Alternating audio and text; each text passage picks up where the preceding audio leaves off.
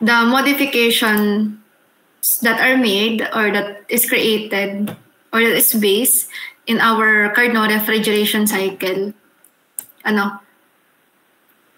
So again, yung reverse Carnot cycle natin based on the theoretical cycle. So even though it has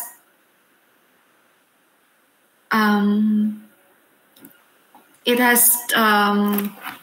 coefficient of performance which is greater than, or it has a greater amount of efficiency or coefficient of performance, it does not work into an actual system. So ganun din yung sa steam, yung Carnot cycle. So same with the reverse Carnot cycle. So it does not work into actual equipment. So kaya nagkaroon ng modification with its TS diagram for it to work in an actual system para mag-function siya as a refrigeration machine. Okay? And for all of those modification, kaya nagkaroon ng vapor compression cycle which we have discussed last week. So ngayon, we will be reviewing what are those modification made from the Carnot cycle para alam nyo saan nanggaling, ito. Or yung mga modification bago nagkaroon ng vapor compression cycle na nagwo-work into actual equipment. Okay. So, ito naman, itong first part naman ng lecture is simple vapor compression cycle. Okay. Bukas ba ang inyong camera? Ayun. Pa-open naman ako ng camera para kita ko. Siyempre, kita ko kayo, no? Ayun.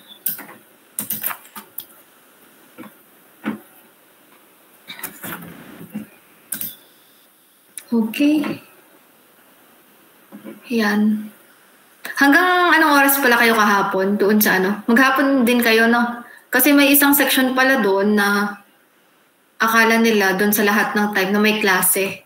Hindi kayo ba hindi ko alam kung kayo nagtanong kung pwede nang umuwi ng tanghali. Kasi, na-require na din at sinabihan tayo ng mess advisor din na hanggang hapon na lang pa-attendance since wala namang klase. So hanggang hapon kayo? Opo. Ayun, so nakita niyo ang Sir Indo. Siya yung instructor namin sa aircon, pero sa ref, hindi naman si Sir. Pero si Sir Indo ay legendary char. Ayun. So pagdating talaga dito, alam niya na lahat. Pero hindi ko alam kung dito sa section na to may nagtanong or sa ibang section na nagtanong kung paano kayo mamimili ng refrigerant. Tama ba? Naintindihan niyo ba yung sagot ng sir? O hindi kayo nakikinig? O hindi niyo narinig na may nagtanong ng ganun? Narinig niyo ba na may nagtanong ng ganun? Narinig ko nga. Anong sagot? Parang aalamin po muna kung ano po yung cycle po na ginagamit po. Yun, nakikinig naman si Ining. How about yung iba? Nakikinig kaya? Ayun, that is correct. Siyempre, si Sir Indo nagsabi. Bale, wala siyang direktang sagot kung anong refrigerant ang ginamit. So yun, parang dapat alam mo muna yung system na gagamitin. Siguro sa inyong section yun, nanggaling. Sa inyo ba? Hindi po, ma'am. Sa auto po ata. Sa auto? Auto ba? Ayun. Pero natapos, Sabado nagkaroon ng diga, nung pinauwi yung klase. Kayo yung hindi ko na klase, no? Tama? Sabado ba yun? Oo nga, Sabado yun. Kayo yung hindi na klase. Yun. Opo, ma'am. Natapos nyo na ba yung video? Kasi baka ako kayo yung nagtanong tapos hindi nyo natapos yung lecture natin kung paano yung selection of refrigerant.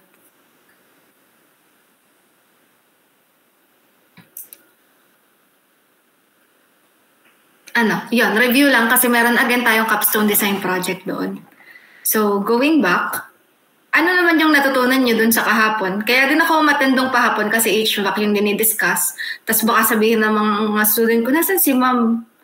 Maghapon na kami dito, di makita si ma'am. Kaya din ako umattend kasi HVAC yung discussion. Tapos, tinapos ko na din hanggang doon sa last na plenary talk. Okay. So, ayun. Iilan lang nagbubukas ng camera, 6.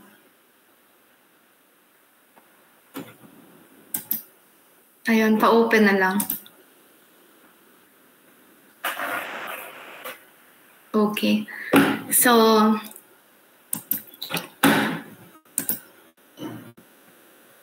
bakit natin inuna yung discussion? So, go back na tayo doon sa ating discussion. So, bakit natin inuna yung simple vapor compression cycle? So, para at least alam nyo na kung paano, or meron na kayong whole idea with the cycle, kung saan, para malaman mo saan ba siya nag-base or bakit nagkaroon ng modification dun sa ating Carnot. So again, yung ating reverse Carnot cycle, di talaga siya nag-ooperate into actual equipment. So, first modification or yung unang ginawa, doon sa Carnot, kasi doon sa Carnot cycle natin, ay, ito yung mga na-discuss na natin. So same with this Carnot cycle. So this operates at constant temperature heat rejection, constant temperature heat addition doon sa evaporator. Pero ang unang modification is sa paggamit ng vapor or gas refrigerant. So meaning, kung vapor or gas refrigerant yung dumadaan doon sa cycle natin, ibig sabihin wala tayong constant temperature addition of heat, constant temperature, removal of heat. Kasi nga, vapor lahat siya. So, ang lahat ng heat na mapapad doon are sensible heat with the increase in temperature. Wala tayong straight line, kagaya nito. Clear ba? So, meaning, yung unang modification na ginawa dito is ito. So, this one is when using with the use of vapor or gas refrigerant in the Carnot cycle. So since wala nga tayong phase change, so meaning pag nag-add or nag-remove ka ng heat, bababa yung temperature. Clear ba tayo doon? So let us start doon sa process pa din ng compressor state point 1 to 2 dito.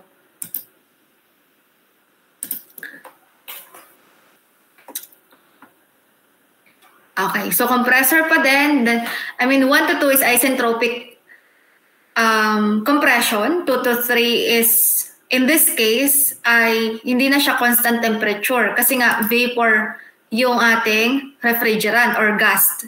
For example, ay air. Hindi naman nagkakaroon ng phase change, so walang latent heat na nare-remove. So since dito, pag nag-remove tayo ng heat, so since gas siya, walang phase change, meaning bababa yung temperature niya, which is seen dito.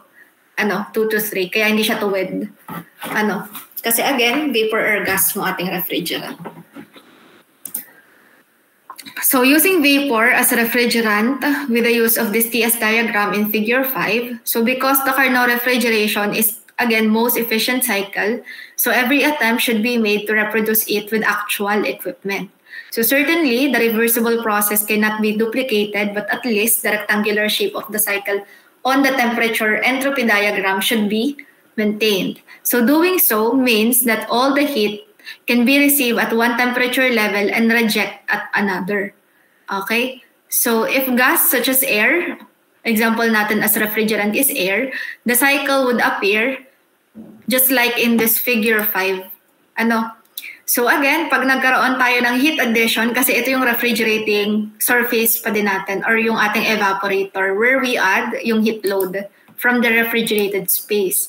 So instead of having horizontal line to show constant temperature, since vapor or gas nga yung ating refrigerant, and in this case is air, so pag nag-add ka ng heat, ibig sabihin, tataas yung temperature mo. At kita natin siya sa TS diagram that from state 4.4, tumaas siya ng temperature state 0.1. Clear ba tayo doon? So the isentropic compression and expansion process are 1 to 2 and 3 to 4 respectively. So process 2 to 3 and 4 to 1 are the constant pressure cooling and heating process respectively. So this cycle differs from Carnot cycle operating at the same 2 temperature by the addition of areas N and M. Kasi again, ang refrigerant nga natin dito, for example, is air. So we are working into 4 different temperature. Pero yung ating reverse Carnot is operating in 2 temperature. Ibig sabihin, meron talagang phase change na mangyayari. But in this case, yun nga, ang isang modification is paggamit ng vapor all throughout the cycle. Okay, so at point 4, the temperature must be lower than the cold room temperature so that as the gas receives heat in the constant pressure process, it rises to a temperature no higher than that in the cold room. So for similar reason, yung T2 natin must be above the atmospheric temperature. So the effect of area N is to increase the work required, which decreases the coefficient of performance. So what do we mean by that? So yun kasing normal na Carnot cycle, yung Carnot cycle natin, as you can see is itong rectangular shape natin with atmosphere and cold room temperature. So ito yung rectangle dito. So with the increase of work which is being shown in this region, itong M na to, and then this region N na to, so it increases the work in the cycle, resulting to decrease in coefficient of performance. So ibig sabihin, pag nag-add ng work natin, so ibig sabihin, bababa yung ating coefficient of performance. So again, the effect of area N is to increase the work required, which decreases the coefficient of performance. So same with the effect of area M, also increase the work required in order to reduce the amount of refrigeration.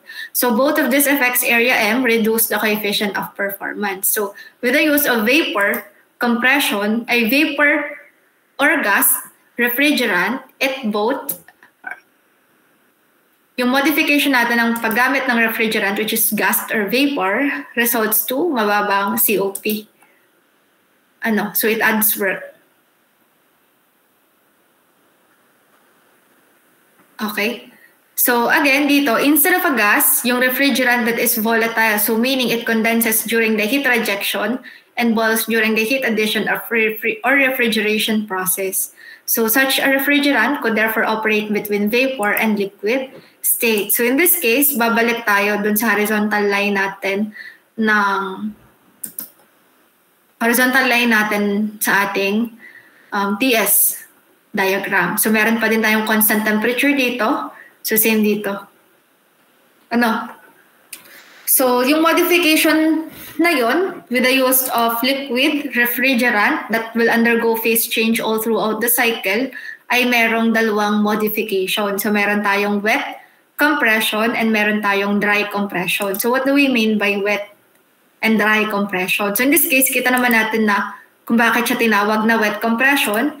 Dito naman alam natin bakit siya tinawag na dry compression. So you just have to look with the state point that enters the compressor. So in this case, nasa wet region yung papasok sa ating compressor, which is in state point 1. Tama ba? So same with, differs naman dito sa dry compression wherein yung papasok sa ating compressor is vapor. So ibig sabihin, dry compression siya without liquid refrigerant present. And that is clearly indicated or seen in our TS diagram, in this case, state point 1. So let us first discuss itong modification dun sa ating wet compression. So in this figure 6, process 1 to 2 is wet compression. So again, kita natin yung process 1 natin is in its wet region.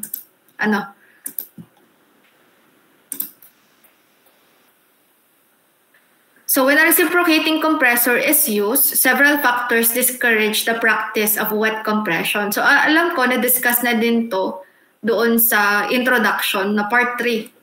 Yung presence of moisture.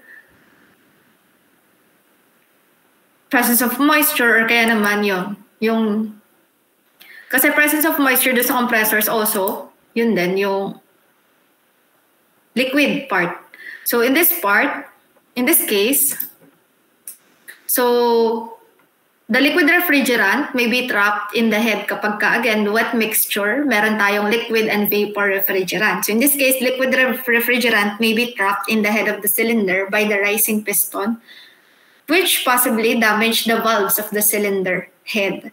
So another possible danger of wet compression is that the droplets of liquid may wash the lubricating oil from the walls of the cylinder, which accelerates wear. So, summary ng dito, for wet compression, nadadamage niya yung cylinder natin. Yung cylinder and then yung ating compressor. Sa wet compression.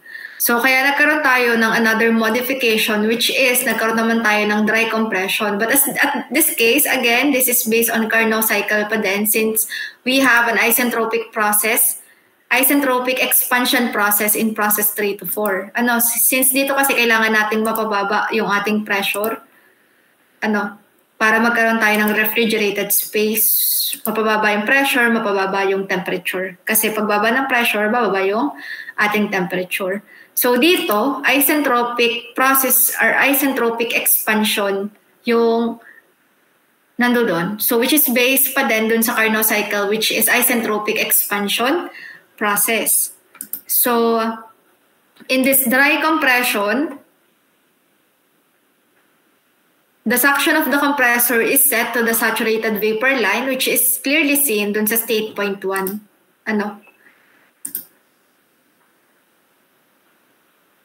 So compression of dry vapor result in temperature at point 2, which is higher than that of the condensing temperature. So the refrigerant therefore leaves the compressor superheated. The area of the cycle which is above the condensing temperature is called our superheated horn. Yung triangle na yun, state point 2. On the DS diagram, it represents the additional work required for dry compression. So this is shown in this figure 7. Okay. So in this case, meron tayong dry compression. Parang malapit na dun sa mismong saturate or standard vapor compression cycle. So, ano yung naging problema doon sa paggamit ng isentropic expansion? So just like sa turbine, sa turbine ang nangyayari is isentropic expansion, meron tayong work output. So dito, ang ginagamit or ang equipment pa dito is engine. Engine meaning meron tayong work output, isentropic expansion in heat engine. So meron tayong work output dito. Sa state 3.4, 3 to 4 with isentropic expansion. So, ano yung modification na ginawa at bakit ginawa pa yung modification? Meron nga tayong possible na work output dun sa 3 to 4 pag ginamit natin is yung heat engine natin. So, in our expansion process, another revision on the Carnot dry compression is made to alter the expansion process. So, yun na nga yun. Nasa process 3 to 4 na tayo. The Carnot cycle demands that the expansion takes place isentropically and that the resulting work be used to help drive the compressor. So meaning, yung work pala dito, sa process 3 to 4 natin can be used as a work input doon sa compressor natin. Yun yung idea.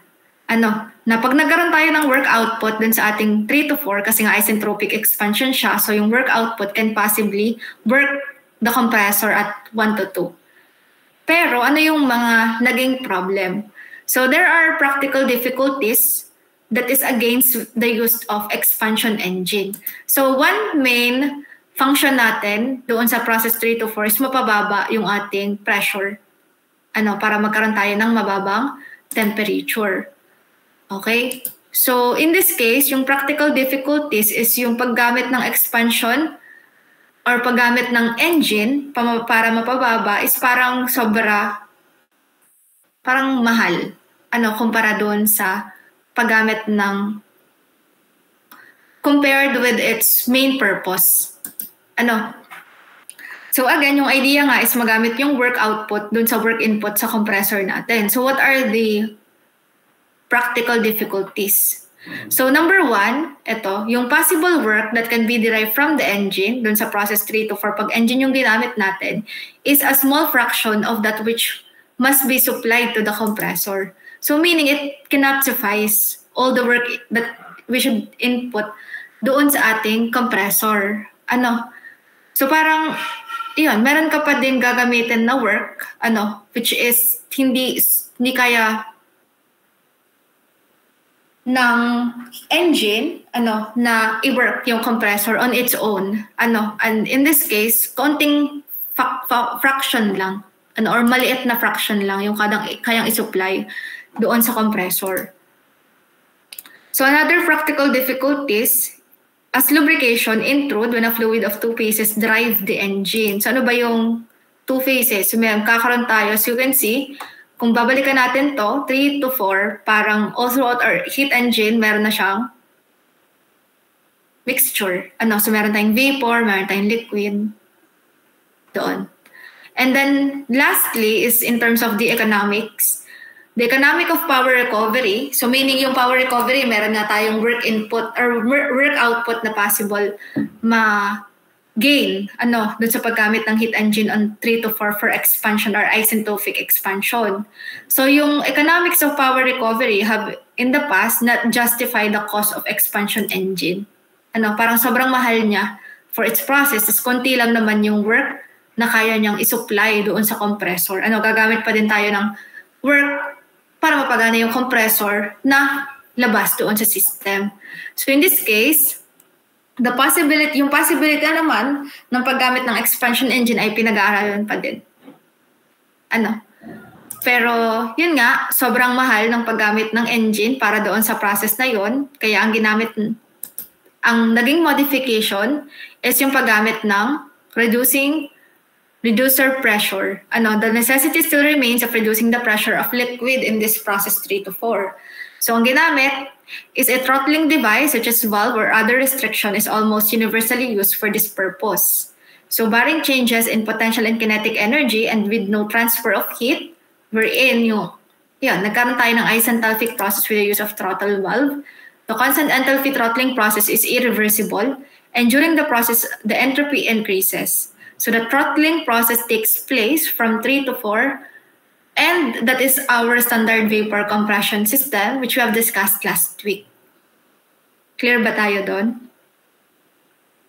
So review lang ulit natin what are the processes in this standard vapor compression cycle. So again, yun yung mga modification process na nagkaroon tayo ng vapor or dry compression dito para maiwasan yung pagkasira ng compressor natin. And then also yung ating isenthalpic expansion process. Constant enthalpy throttling process. So, yun yung standard vapor compression system natin. So again, yung process natin, isentropic compression of vapor refrigerant in the compressor. So 2 to 3 is the constant pressure condensation of vapor refrigerant at the condenser. And then process 3 to 4 is the constant enthalpy throttling process at the expansion valve. And then last is yung evaporating, where evaporating effect happens sa evaporator natin. Where the absorption of heat load at the evaporator while evaporation of refrigerant took place.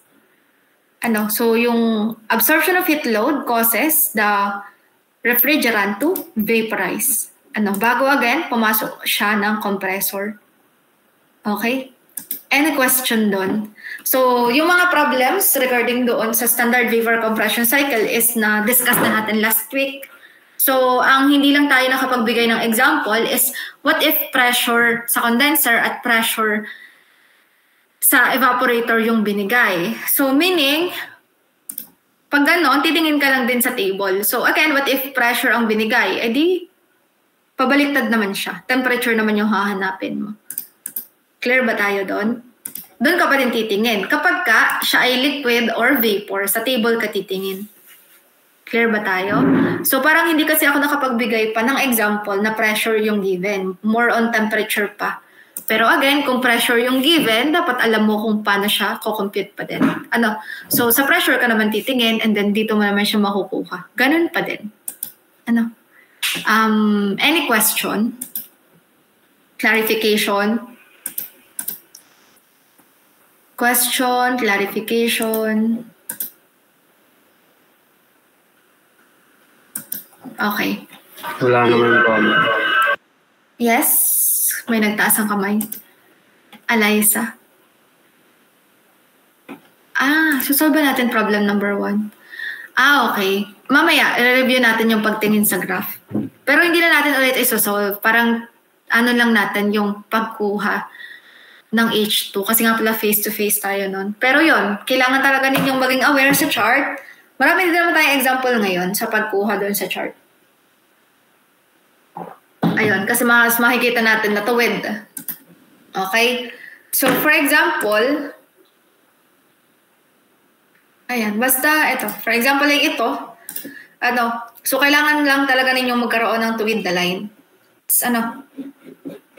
Para mas makuha. Pero again, re-review natin yan mamaya.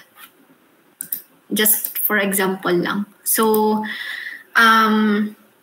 yun. So, bukod dun sa ating standard vapor compression cycle, meron din from the standard vapor compression cycle, nagkaroon din ng other modifications, although it is already working in its actual equipment. So, nagkaroon pa din ng mga modification in order to increase the COP or the coefficient of performance.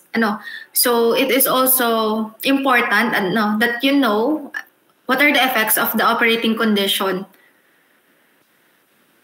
on the refrigerating machine.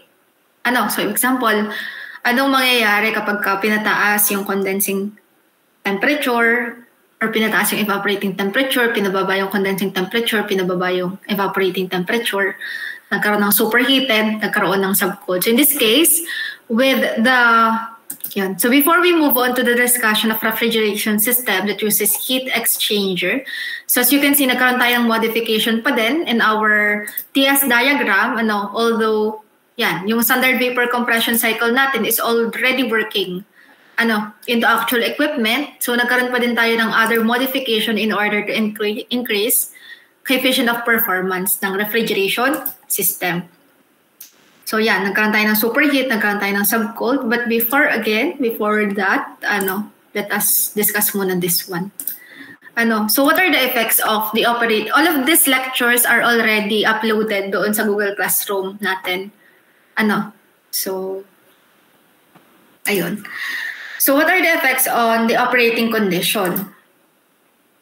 So first is what is the effect of increasing the vaporizing temperature?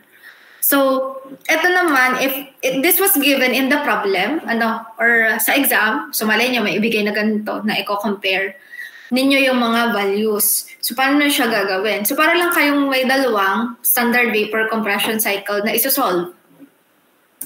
So, paghiwalayin na lang. So, the first one is increasing the vaporizing temperature. So, kung ang standard cycle natin is itong 961, 40 at -10, tapos increasing vaporizing temperature, naging 5 degrees. Ibig sabihin, yung -10, naging 5 degrees. Ano daw yung effect nun? Ano yung effect na pagtaas ng evaporating temperature? So, first na cycle na i-compute mo, parehas naman siyang standard vapor compression. So, hindi naman magkakaproblema or hindi naman sasabihin na hindi naituro. Kasi dalawa lang naman yan na standard vapor compression. Hahanapin mo lang siya parehas para ma-compare mo yung value. So ito yung una. Yan yung unang system. Yan. Ito. Yan. So ito yung unang binigay. Ito yung working at 40 degrees Celsius condensing temperature and -10 degrees Celsius evaporating temperature. So yan yung una mong kukunin, and then the other one should be yung pinataas na vaporizing temperature. So, alin yung pangalawa na i-compute mo? Ito. So, ito is nakasummarize na. So, nakasummarize na siya na ano yung mga magiging effect. So, hindi nyo naman to kailangan i-memorize. Di yun nga lang. Kailangan nyo maging familiar. And so, as long as kaya nyo namang i-drawing yung kanyang TS diagram, so hindi naman magkakaroon ng problema doon. So again, ito yung padalawa na standard vapor compression cycle na isosolve mo. Okay? So working at 5 degrees Celsius and 40 degrees Celsius. And then, pag nakuha mo lahat, ano ba yung mga kailangan kuhanin? Refrigerating effect, work, heat rejected. So yun. Para ma-compare mo yung mga values or kung ano mga required sa problem. Yun yung kukuhanin. So these are the summary of the effects of increasing the vaporizing temperature. So this is based on solved problem na. Okay? So can you please read the effects of increasing the vaporizing temperature, John Rainiel? Effects of increasing the vaporizing temperature. First, the refrigerating effect per unit mass increases. Second, the mass flow rate per ton decreases. The volume flow rate per ton decreases. Fourth, the COP increases. Fifth, the work per ton decreases. And lastly, the heat rejected at the condenser per ton decreases. So, ito naman again ay summarize na. So kung isosolve nyo ulit tong problem na to, same lang din siya nung pag-solve natin last week, pero dalawa na standard vapor compression cycle siya. So one is working at 40 degrees Celsius and 5 degrees Celsius. Ito yung pinataas ang vaporizing temperature. And the other one is 40 degrees Celsius and negative 10 degrees Celsius. Okay, clear ba tayo doon? Okay, so what if malay nyo merong problem na ganito sa exam? Pero magbibigay din ako ng problem set na ganito. So next one is the effect of increasing condensing temperature. So ito naman, pinataas naman ang condensing temperature. So if you will be solving this, meron again tayong dalawa. So one is working at 50 degrees Celsius. Then ang una muna since pinataas, so ito muna 40 and negative 10. And then the other one is 50 at negative 10. So yun yung dalawang kinompare. Ano yung magiging effect niya? So ito, putol lang to, pero the refrigerating effect per unit mass decreases. Clear ba tayo doon? Clear? Yes po.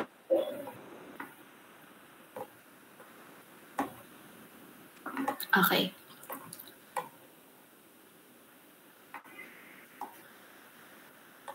Wait lang.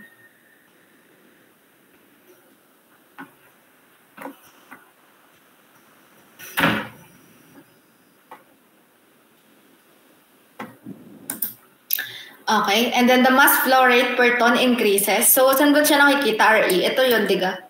So, ito is yung sa pinataas. Ito naman yung sa normal na negative 10.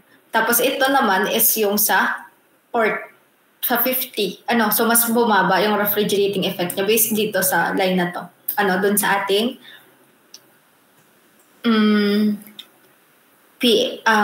pH diagram. So paano natin nakita na ganun yung niya? Kasi pag pinag-minus natin, mas mataas yung refrigerating effect na to.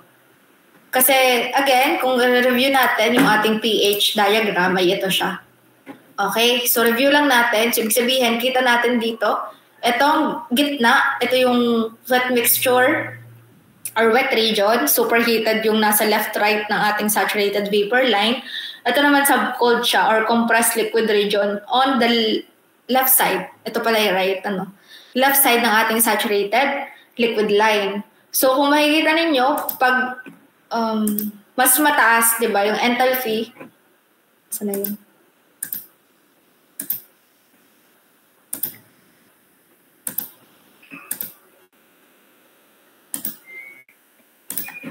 Okay. So, mas mataas yung difference nito compared sa difference nito. Kaya makikita natin na bumaba yung refrigerating effect pag tumaas yung condensing temperature. So, effect naman niya sa mass at saka volume flow rate, it both increases. Yung COP natin decreases since refrigerating effect natin decreases. So, yung work per ton natin increase. Okay? So, heat rejected naman also increases. So that is the effect of condensing temperature or increase in the condensing temperature. So next naman is the effect of superheating the suction vapor. So meaning ito naman, bago siya pumasok ng compressor, meron tayong superheated state point 1.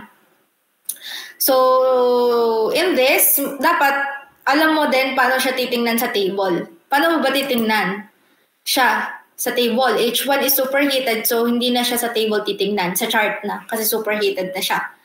So ano yung mga common points dito para makuha mo? Ano yung mga common points? Since this is working into constant pressure, yan, same pressure at the evaporator, and temperature is given at this point, which is 15 degrees Celsius. So, yun yung titingnan mo dun sa chart para mahanap mo yung H1. Clear ba tayo doon? So, again, if meron kayong superheated state point, yung state point mo is in the superheated region, so kailangan mo ng dalawang properties para magkaroon ka ng intersection doon sa chart natin. Okay, clear ba yun? Yes po, ma'am. Yes po, ma'am. Okay. So, yan. So, same dito. So, ibig sabihin, in this case, di na siya SG. Kasi yung entropy mo ng 1 is superheated. So, sa superheated ka din titingin ng entropy which is equal to state point 2. So ito yung solve din naman natin mamaya. With heat exchanger yon. So what is the effect of superheating the suction vapor? Can you please read the slide, David?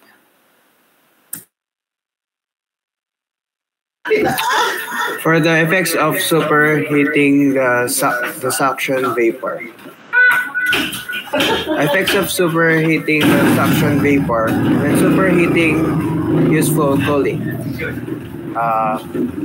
The refrigerating effect per unit mass increases, the mass flow rate per ton decreases, the volumetric per ton decreases, the COP increases, the work per ton decreases. Now, when superheating occurs without useful cooling, the refrigerating effect per unit mass remains the same. The mass flow rate per ton remains the same. The volume flow rate per ton increases, the COP decreases, the work per ton increases, the heat rejected at the condenser per ton increases.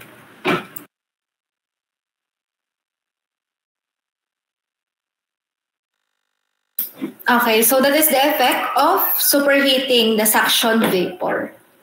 So meron tayo dito superheating useful cooling and without useful cooling.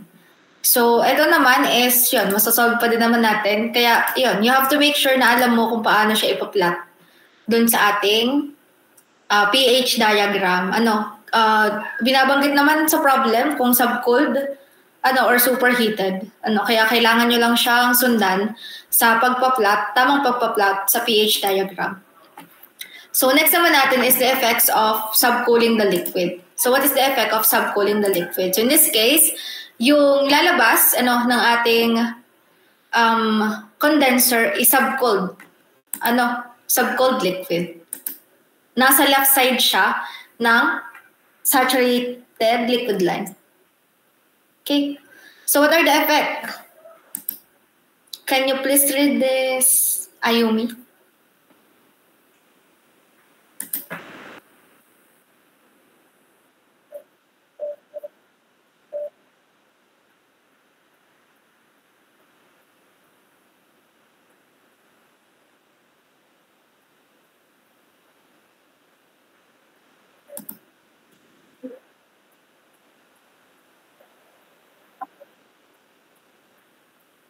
Okay.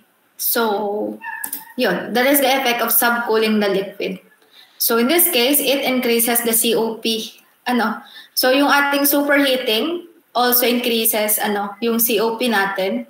So, with the use of heat exchanger, para siyang nagkaroon ng subcooled at saka superheat. So, this means that compared with our standard vapor compression cycle, it increases yung COP kapag nagkaroon tayo ng subcooled at superheat naman bago pumasok ng compressor.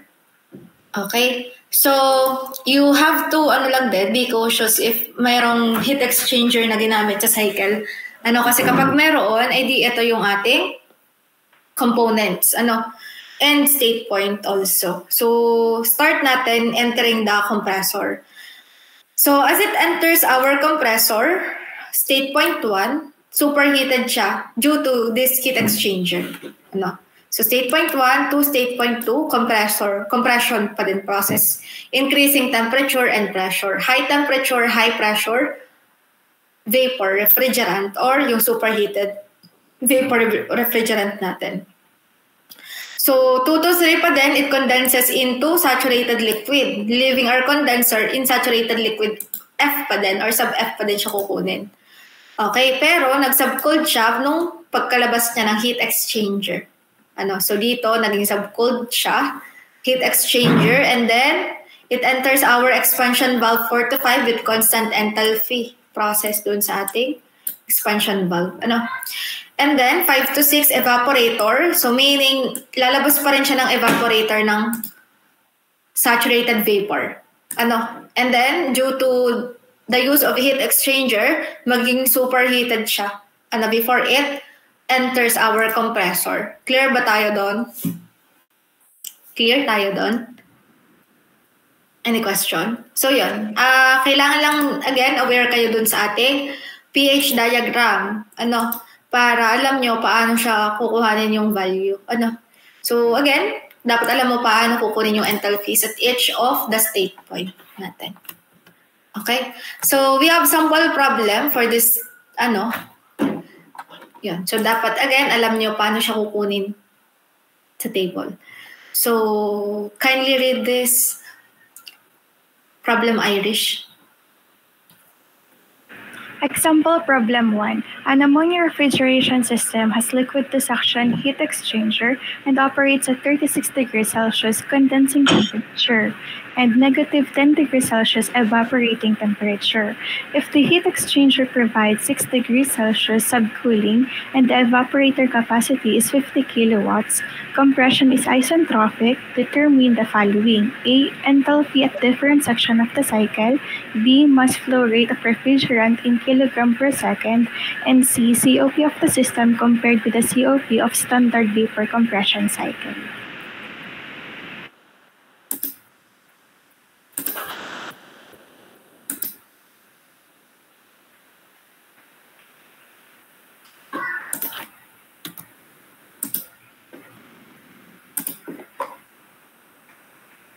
Wait lang.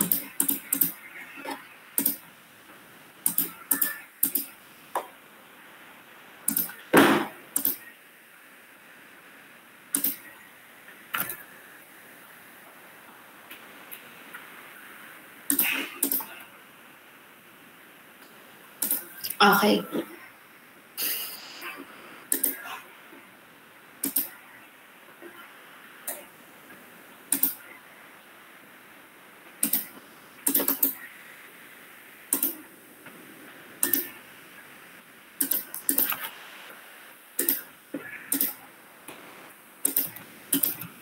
Okay, so meaning ang unang hahanapin natin ay yung enthalpies at each of the state point. So dito natin ma-review yung tinatanong nyo din last week para mas clear sa lahat. Kasi dito kita natin paano siya mag-i-intersect, so paano ka gagawa ng line dun sa inyong chart. Okay? So, yan. On this problem number 1, nasaan na ba yun? Ayan. So for this problem number 1, ayan. Mali. Okay. So, yan. What are the given doon sa problem natin? So, ito ay nagkaroon ng subcooling at saka superheat, pero based on the problem, we only have subcooling. Nag-subcooled siya ng 6 degrees Celsius. So, when you say subcooling, ibig sabihin, bumaba siya ng 6 degrees. Compared with its condensing temperature. So, the given are, ito, again, yung temperature natin, condensing temperature natin is 36 degrees Celsius. And then dito naman, we have negative 10 degrees Celsius. So, meron tayong binigay na QA. Medyo malalaki lang yung sulat pag dito sa Google Docs. Naintindihan naman. Ano to? PowerPoint sa Google. Google Slides. So, QA natin is 50 kilowatt. So, yan yung mga given. Subcooled. So, this one is 36 degrees Celsius. Kasi equal siya ng temperature. Pero again, iba yung temperature ng ating 2. So, in this case, meron tayong temperature na 4.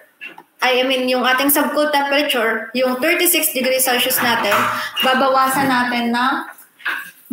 natin siya ng 6 degrees Celsius kasi nag-subcooled tayo. So, meaning, yung ating temperature 4 is less than 6 sa 36. So 30 degrees Celsius. So yan yung mga, ang hahanapin natin ng mga enthalpies are enthalpy from state point 1 to 6. So ano yung mga madaling hanapin na enthalpy? So syempre, yung enthalpies that touches our saturation line kasi we can directly get it through table. So yung mga superheated part naman will be from the table or charts. So about yung subcold naman. So mamaya discuss natin yung sa subcold. So ano ba yung sa subcold natin? Yung subcold natin, ibig sabihin, bumaba yung temperature. So dito sa process 3 to 6 subcold, ibig sabihin, nagkaroon ng heat rejection sa condenser. Same with dito, nagkaroon ng heat rejection kasi bumaba yung temperature. So kung dito, ang heat rejection natin from this point, from this point to this point, ang nabawas sa atin is latent heat. So dito naman, ang nabawas sa atin is sensible kasi heat rejected with a change in temperature, pero liquid pa din. Liquid lahat.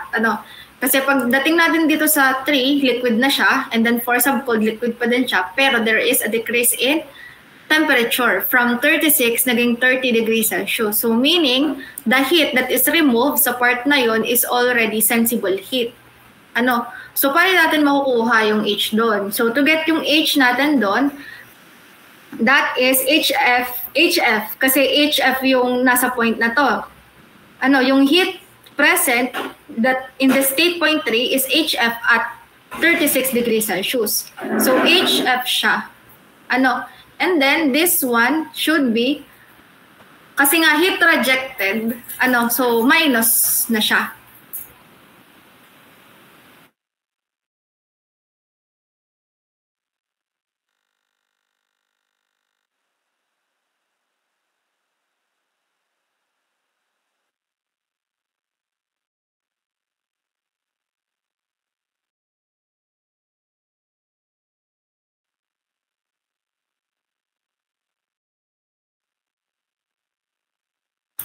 Okay, so again, meaning meron tayong heat rejected, kaya ima-minus natin yung sensible heat na makukompute natin. So paano ba tayo nag-subtract or paano ba kinukuha yung sensible heat natin? So dapat alam mo yung specific heat of the refrigerant.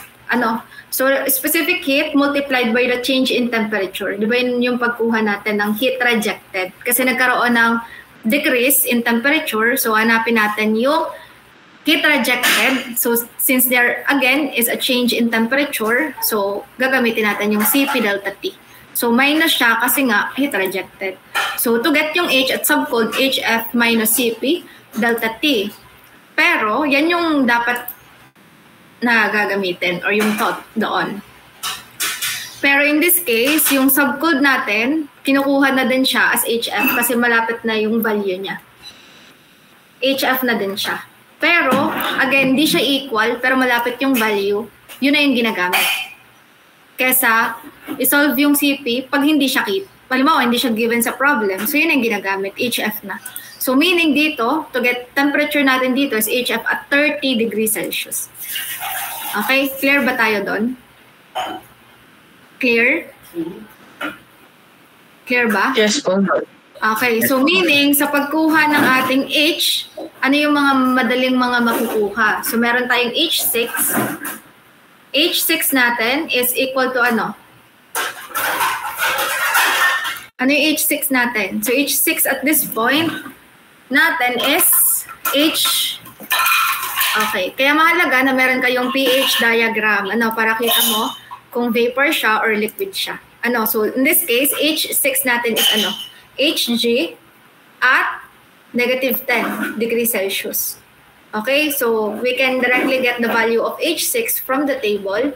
And then, H3 din natin, as you can see, it touches our saturated liquid line. So this is HF at, take note, this one is at 36 degrees Celsius. So HF at 36 degrees Celsius. And then, H4 is subcold, but again, I have mentioned, na kapag walang binigay na specific heat, instead of using this HF minus Cp delta T, ang gagawin na lang natin is to get yung HF at subcold, so at 30 degrees Celsius. Clear ba tayo doon? Okay, so pakuha muna ako ng 4 na yon kasi 4 na to. 1, 2, 3, 4. So I'll give you 3 minutes para makuha tong mga HF na to.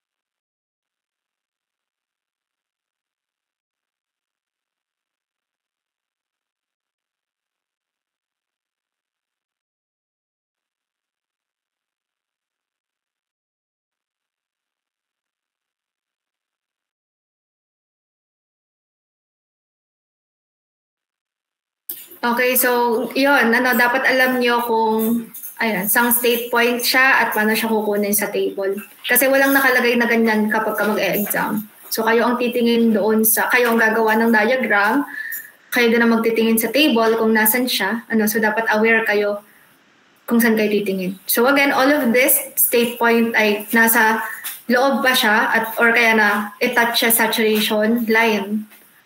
So mamaya, we will discuss paano kukunin yung sa superheated.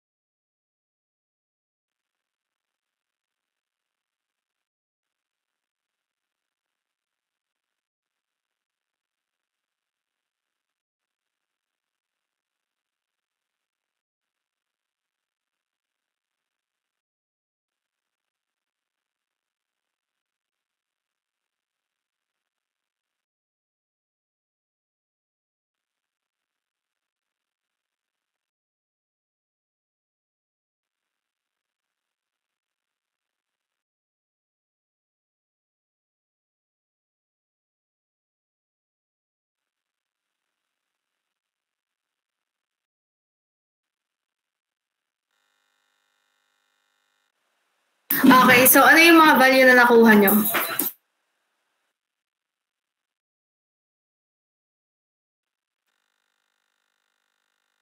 Okay. Pa-dictate na lang for H6, anong nakuha nyo? 1450.22.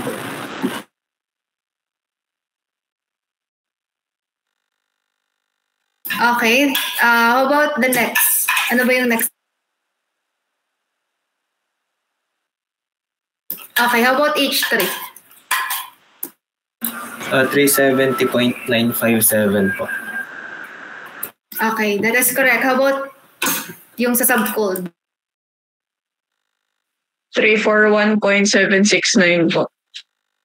Okay.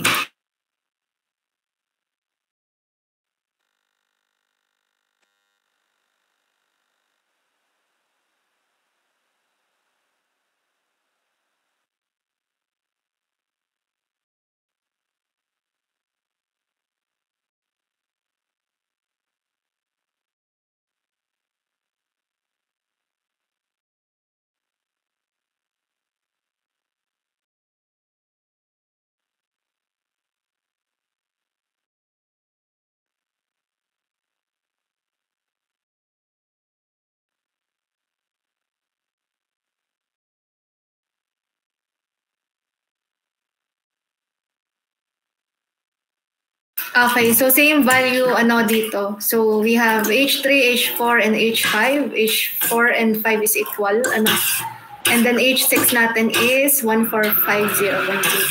So in order for us to get the value of H1, kasi walang binigay na superheat na temperature, so hindi natin siya pwedeng tingnan sa table.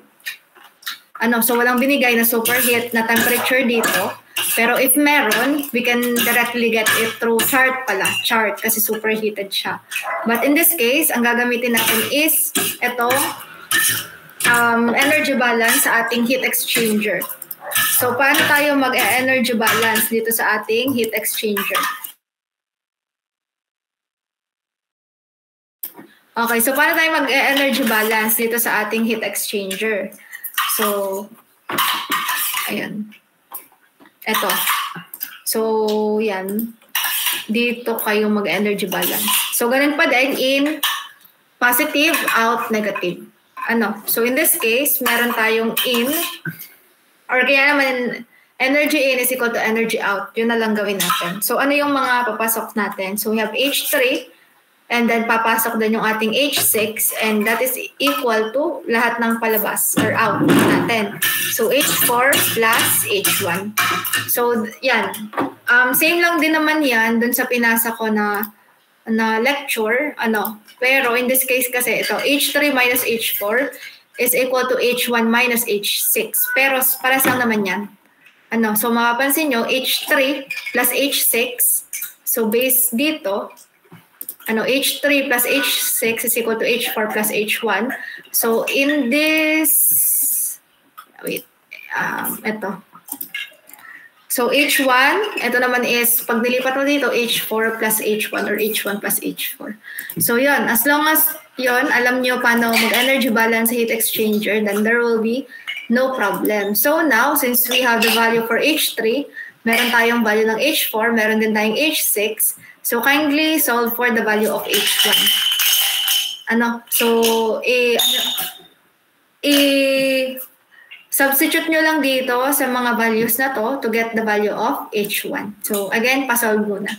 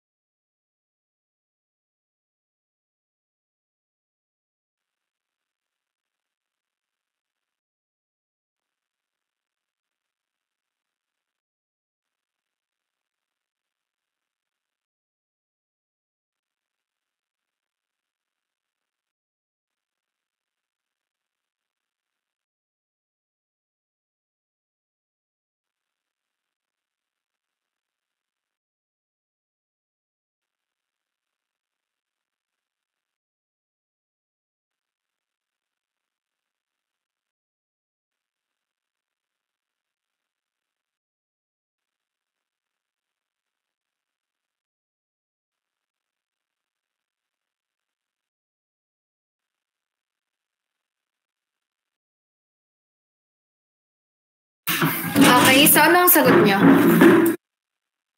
Anong sagot nyo for H1? 1479.408.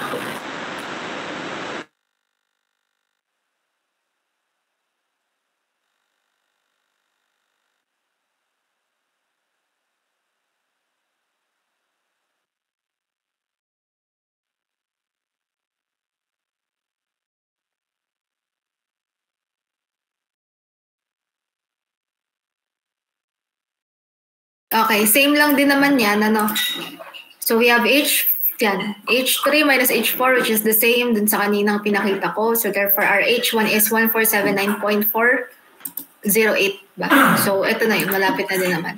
Okay, clear ba tayo doon? So now, we need to find the value, of H2. So paano natin mahahanap yung value ng H2 natin? So same siya dun sa last week. So meron, ba yung mga, again, pag titingin kayo ng superheated, kailangan meron kayong dalawang properties para mag-intersect. So eto, sa state point 2, ano yung mga known values natin to get H2? So to get H2 or at state point 2, ang pressure 2 natin is equivalent to pressure at T condense. Pressure at 36 degrees Celsius. So pressure at 36 degrees Celsius natin is itong 1391. So 1391 point, anong value yun? 1391.5 kPa. And then S2 is equal to S1, but in this case, superheated yung S1, di natin alam pa kung ano yung value na yun. So, meaning, kailangan mo pala munang makuha yung S1. So, kailangan mo pa ding i-plot yung ating state point 1 dun sa ating chart. So, yan yung isa dun sa magiging review natin sa pagtingin ng chart natin. Okay? So, meaning, kailangan mong magkaroon ng dalawang properties naman ulit dito sa state point 1. Ano yung known? Nakuha natin H1, no? So, meron na tayong isa. So, ano yung isa na pwede pa natin gamitin? Sa tingin nyo? Ano pa yung isa na pwede natin gamitin?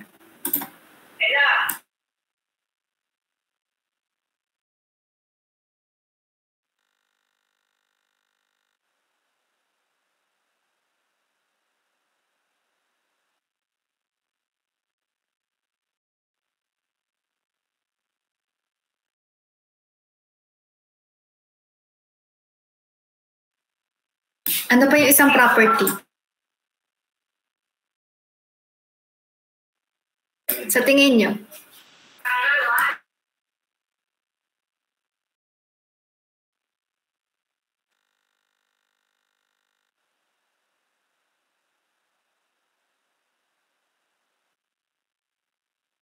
Temperature po ba, ma'am?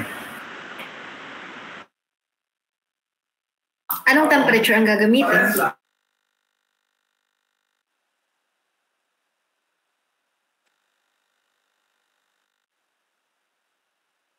Okay, so you have to take note that our temperature 6 is different from our temperature 1. So what common?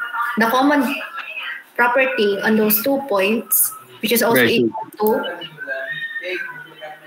state point 5 is ano? Ano? Kita natin. Pressure, no? So pressure at T evap. So ano yung pressure natin at T-evap? 291.57. So meaning, para makuha natin yung state point 1, so yung state point, pangit ang sulat, no? Point 1, so meron tayong H1 and P1, which is equal to P condense. P condense, wherein yung ating temperature ng condenser is negative 5, no?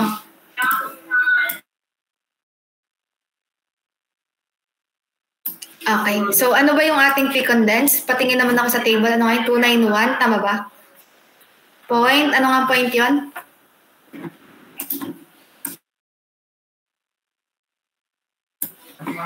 Point, 291.57 pala. 291.57 kilo Pascal. So ibig sabihin dun sa ating titingnan mo itong H1 na 147.9 at yung 291. Ano yung intersection ng dalawang yan? So tingnan yung intersection ng dalawang yan.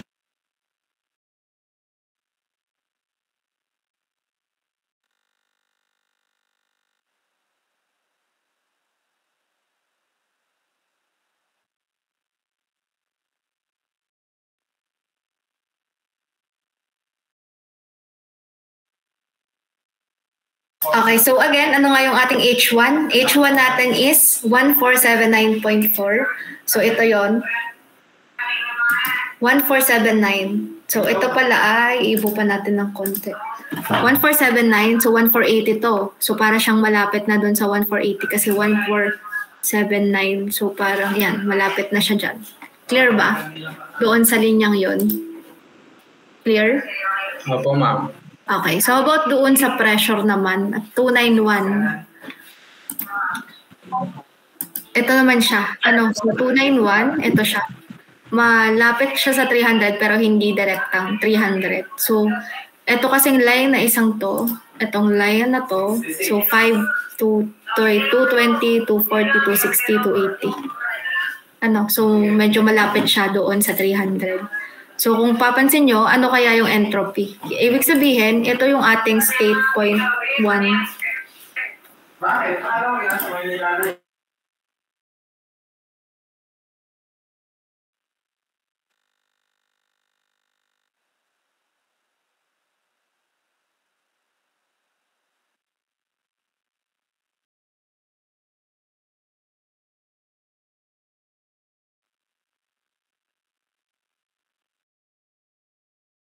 Okay, so kung mapapansin nyo, ito yung ating state point 6 doon sa ating chart. Doon sa ating pH diagram, ito yung point 1 na nag-superheat siya. So meaning dito mo mahahanap yung S1. Ano kaya yung S1 natin sa tansya nyo?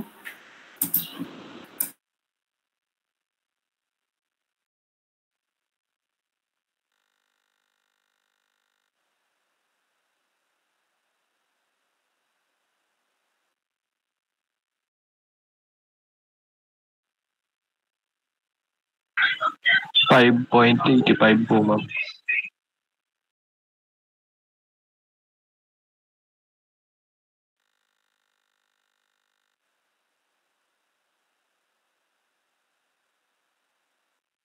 Okay, pero as you can see, ang ating line dito is pa-curve, so para siyang tama, nasa mga 5.85 ganun, or 5.86 pa.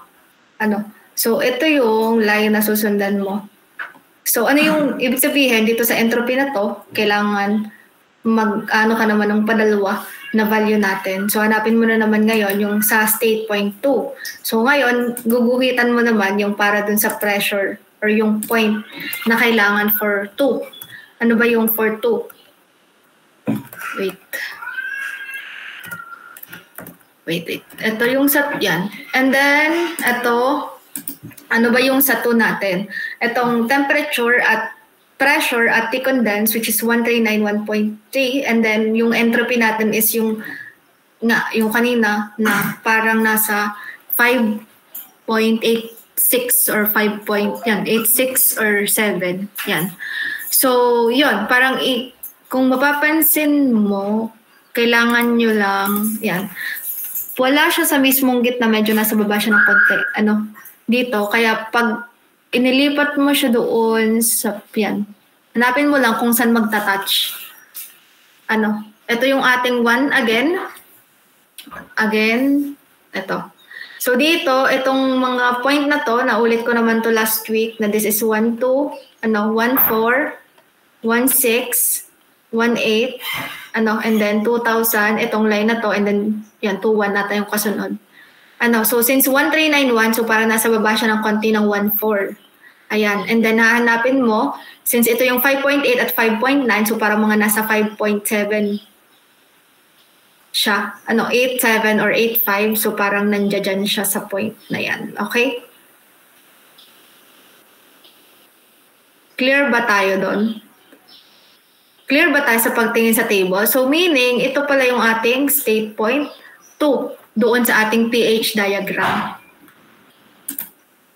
Clear ba tayo doon? Clear na ba yung pagtingin sa table? Pataas naman ako ng kamay.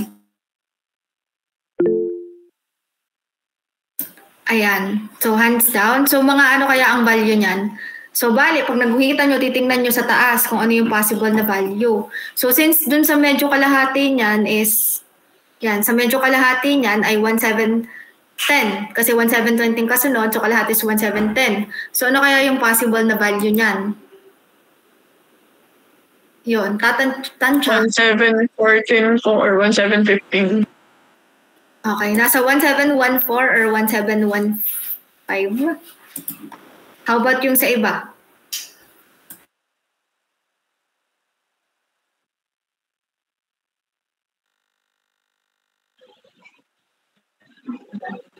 $1,716 po.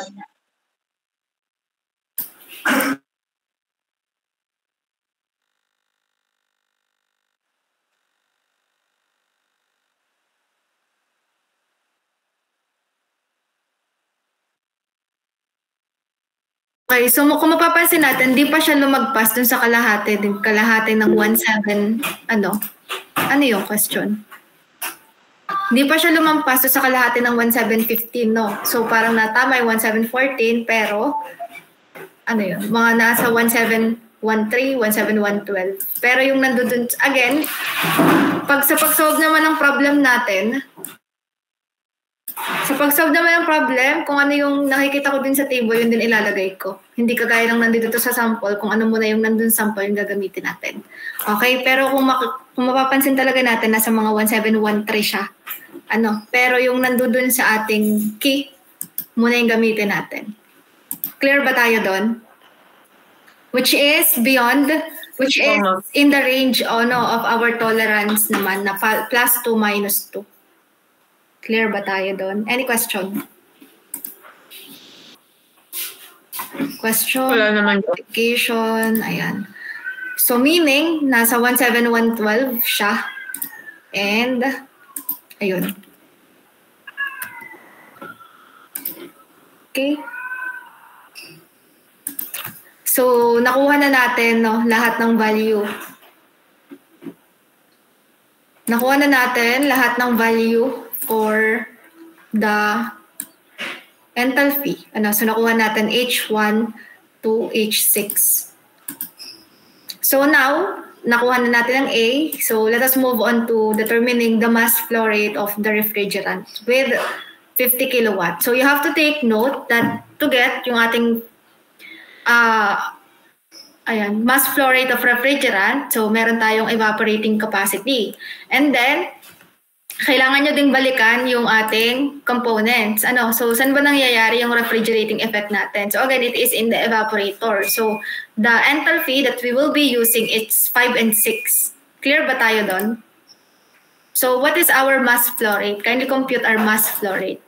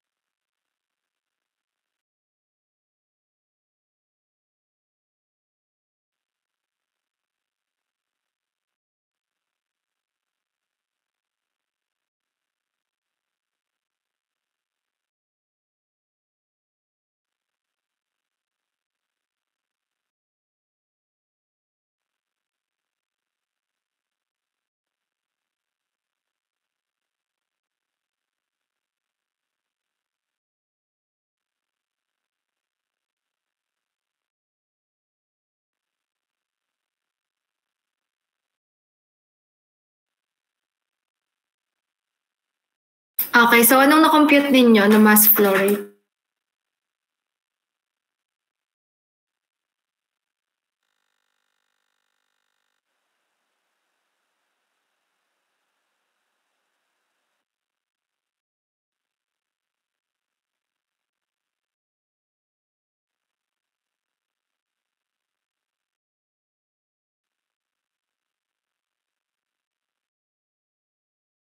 May nakuha na ba kayong value? Anong nakuha nyo?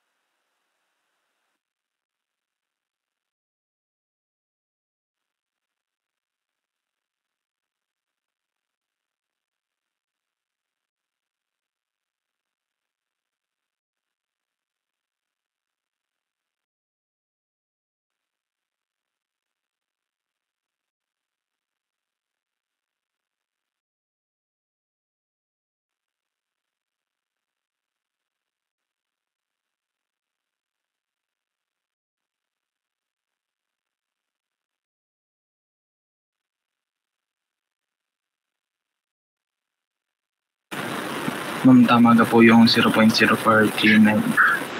Again, anong sagot niyo? 0.0439506732. Okay. About yung iba?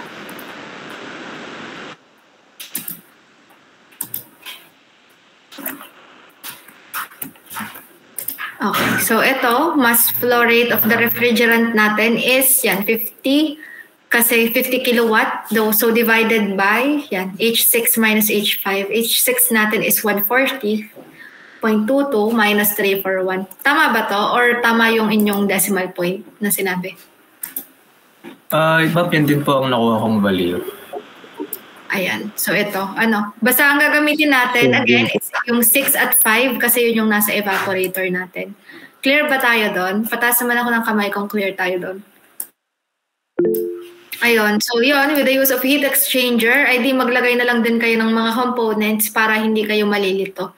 Kasi in terms of the standard vapor compression cycle, parang madali na siyang tandaan. Kaso nga, ito, nagdagdagan siya ng component para at least mas madali yung maintindihan.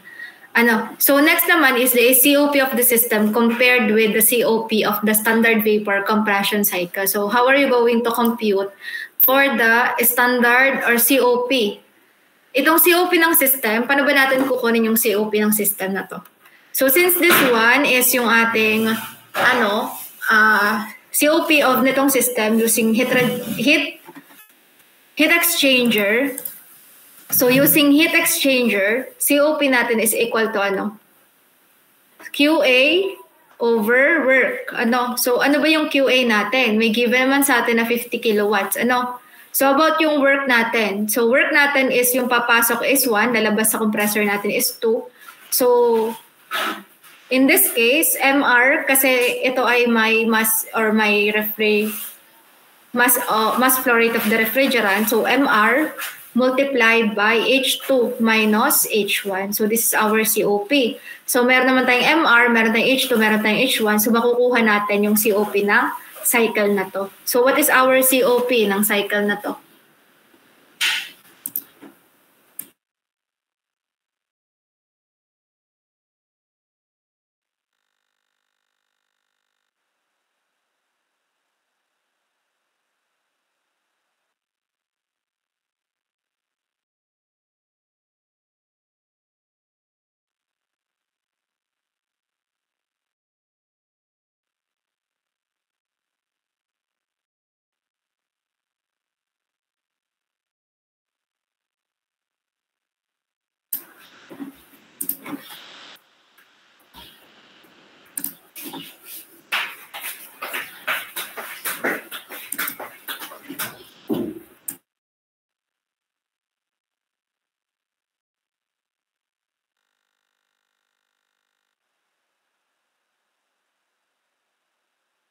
Okay, clear ba tayo dito?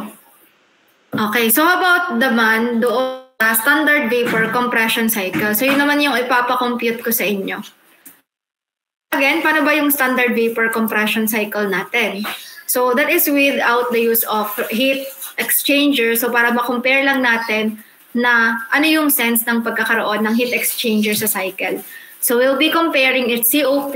So alin ba yung ating dito?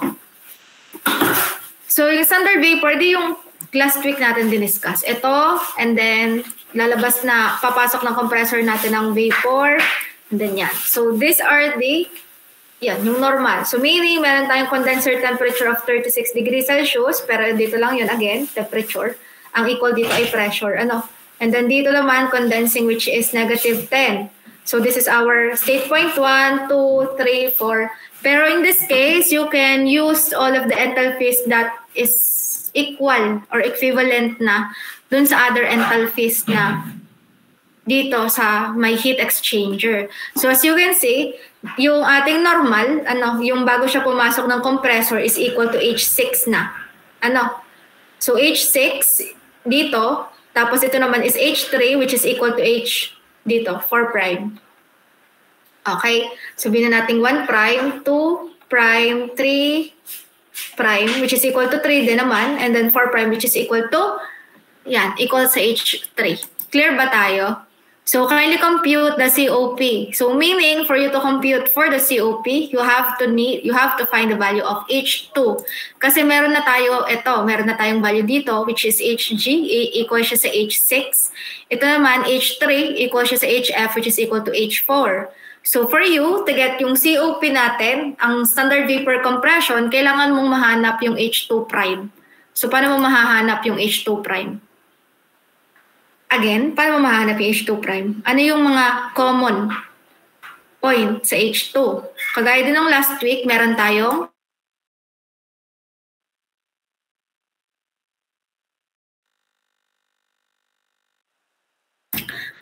ano? Paano natin mahahanap to? So mahahanap natin to in terms of pressure at the condenser. Ano? Which is also equal to 1391.1 kPa. And then S1 which is equal to S2 which is equal to Sg at 0.6. Clear? Clear tayo doon? Yes po, ma'am. So meaning to get our 2 prime, H2 prime, so kailangan nating gamit yung pressure at condenser which is equal to P2 which is equal to 1391.1 kPa kung yun nga yung value kung tama yung pagkakaalala ko. And then S1 which is equal to S2 which is equal to Sg at negative 10 degrees Celsius. And in this case, for us to get yung negative 10 or Sg, that is 5.7550. 5.7550.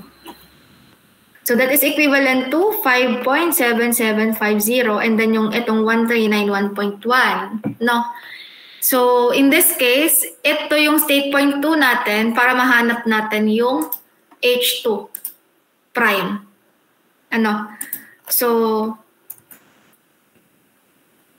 ito lang share this tab, ito. So, ito pa din yung line natin, So, ito yung line natin for 1291. 129, tama ba? 1391 pala. Dun sa 1391. 1391.1, tapos ang hanapin lang natin is 5.755 Sg or specific or entropy natin. So, ito yung line. Ito yung kinapik ko. And then, i-move natin siya to 5.755. So, para siyang nandito sa gitna. So, 5.7, nasa gitna siya nito. 5.7 at 5.9.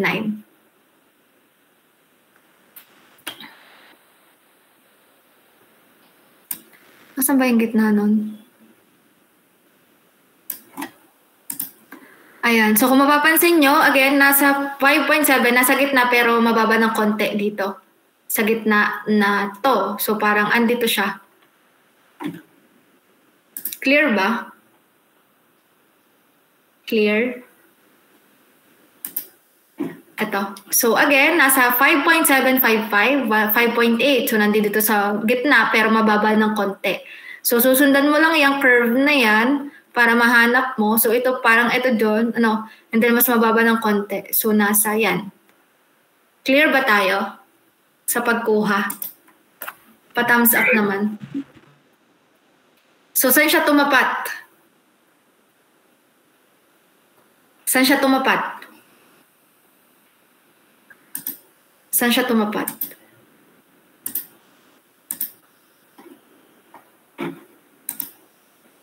Saan siya tumapat? So meaning, in this case, ito yung ating 2 with a heat exchanger. No. Ito yung point natin na 2 with heat exchanger. Ito naman yung 2 prime, which is our standard vapor compression cycle. Pumatak siya dyan. So meaning, ang H natin, or H2 prime natin is equivalent to, ano yung tinapatan niya? 1? Anyone? 1679 po. Nasa 1679, tama? 1679 pero yon yung nasa natin is 1680. Clear ba? Pasok naman siya. Pasok siya doon sa tolerance natin plus minus 2. Naintindihan? Clear? Yes po. Okay, so meaning for us to get yung ating heat, ito.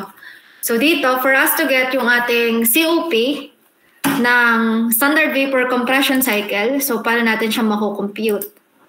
So paano natin siya kukumputin? So COP dito na lang sa taas. COP of standard vapor compression cycle is QA over work. Ano? So ano yung QA natin dito sa red lines na to? QA natin, heat added is H1. No? H1, in this case, H6. Tama ba? Itong point na to. Para hindi na tayo malilito sa pagkuha ng enthalpy dito. So H6 minus H3.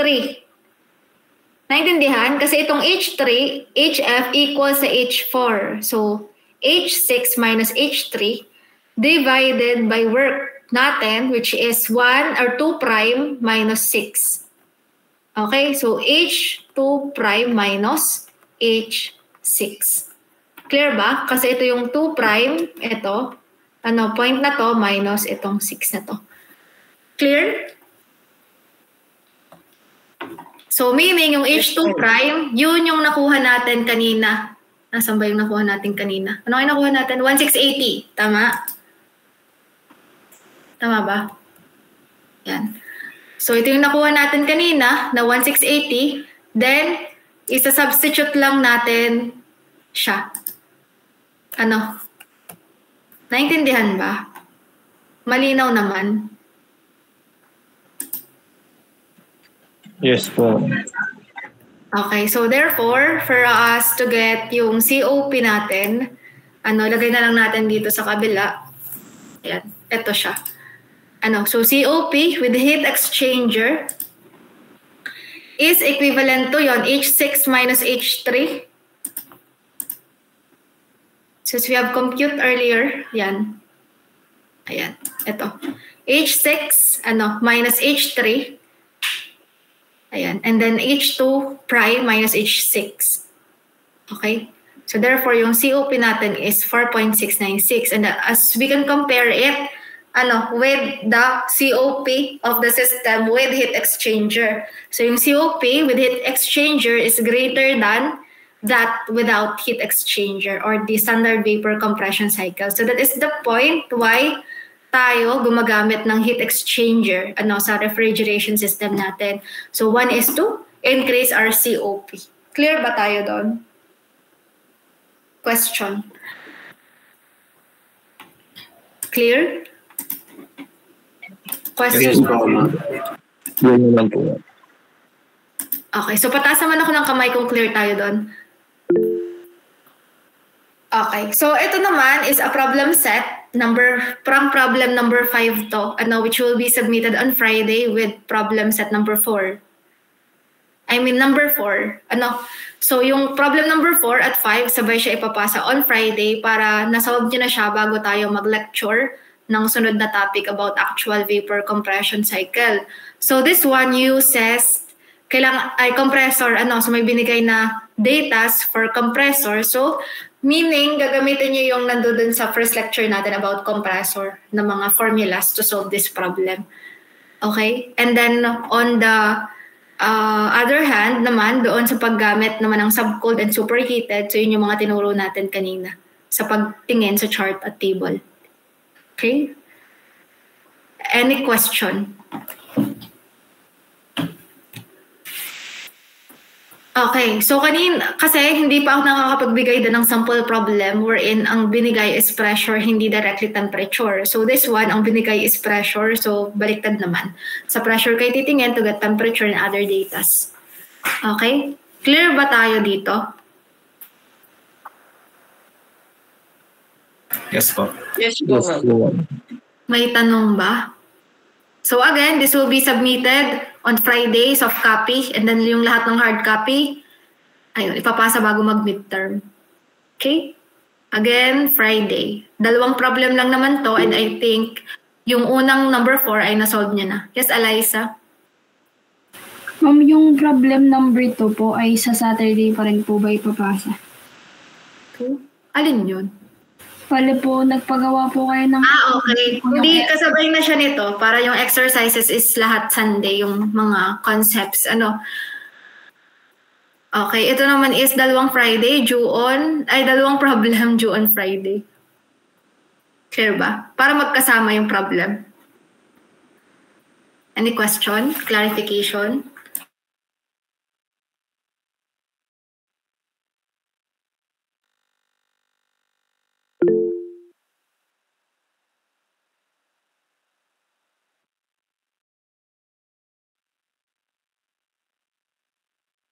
Okay, yes, Carl. Ma'am, bali yung pong sa exercise po, yung pong concepts po, yun po yung Sunday po, ano po. Then yung, ito pong mga problems po, that requires solving. Gaya po nung nauna po last time po, yung naiwan po nating problem. Yun po yung Friday. Oo. Kasi kaya ko ipinauna yung sa problem kasi meron tayong panibagong topic about actual vapor compression. So para na-practice nyo na din mag-solve about these problems. Ano? Okay. May tanong pa ba? So lahat naman ng ginamit natin ngayon, maliban dun sa mga sagot dito sa ay hindi ko nabigay. So screenshot nyo na lang or yan, kasama naman na yan sa mga na-discuss natin. Nag-solve din naman kayo sa inyo.